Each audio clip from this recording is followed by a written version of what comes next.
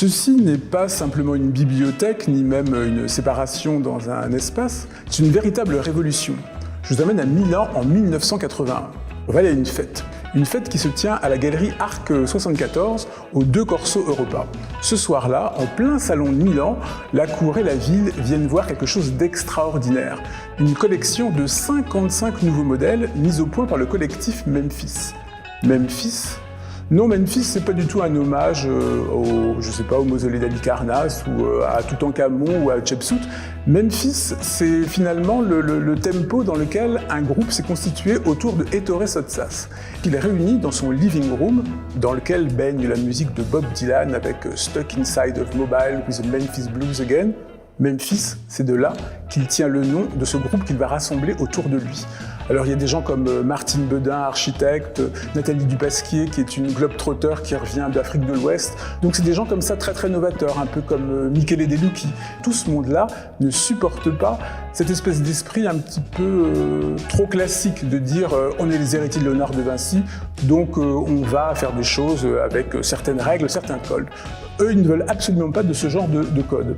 C'est donc pour cette raison que si on regarde cette bibliothèque, en fait, elle a un petit côté cacophonique. Que déjà les couleurs, c'est-à-dire vous avez du rouge, du jaune, du vert, des couleurs qui sont un petit peu très 80 à première vue, mais en fait, à cette époque-là, cela ne se faisait pas du tout.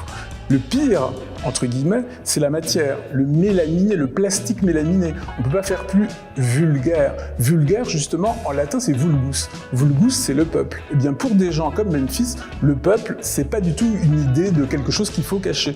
C'est-à-dire que ce motif un petit peu disco, un peu papillonnant, qui ressemble à une sorte de bactérie qu'on regarderait à travers un microscope, c'est effectivement un modèle qu'il a dessiné en 1978 et qu'il a appelé Bacterio. Vous imaginez aujourd'hui quelqu'un qui viendrait voir un éditeur en lui disant « je vous ai fait un motif en forme de bactérie », c'est pas forcément le plus commercial. Pourtant, c'est ce qu'il va choisir pour la base de Carlton. Juste au-dessus, 2 tiroirs rouge vif, raccordés à absolument rien, on se demande ce que ça fait là.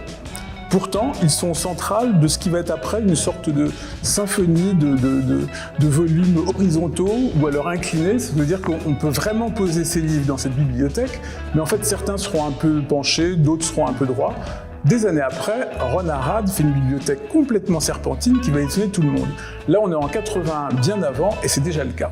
Et pour eux, c'est pas simplement une bibliothèque, c'est aussi finalement du mobilier qui sert à dire quelque chose de l'époque. Dire son époque, pas simplement pour la refléter, mais aussi pour protester contre ce qui est dominant dans cette époque. À cette époque-là, c'était le postmodernisme, avec tout ce que ça avait de règles un petit peu trop strictes pour eux. Au fond, de mettre à jour de nouvelles typologies, c'est finalement une des missions du design. Et si finalement personne ne le fait, moi il ne me reste plus qu'à mettre un masque et puis je m'en vais.